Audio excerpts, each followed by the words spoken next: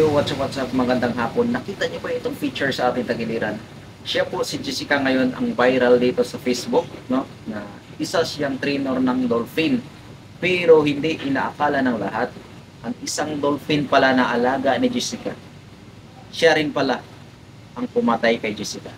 Panoorin natin ang video.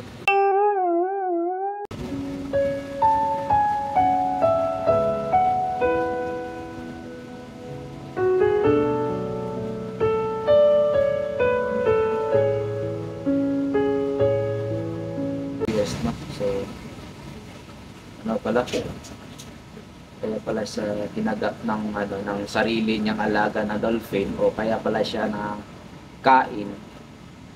Ano pala guys, mayroon pala siyang monthly. Kumbaga mayroon siyang menstruation. Siguro yung menstruation niya lumakas yung menstruation niya tapos naano ng tubig, lumangsa yung tubig, naamoy ng dolphin. Ang akala siguro ng dolphin guys is pagkain na. Kaya siguro kinagat na siya agad. Pero sabi na nga daw, naputol nga daw ang paa, braso, nilapa nga daw talaga siya. Kawawa naman si Jessica.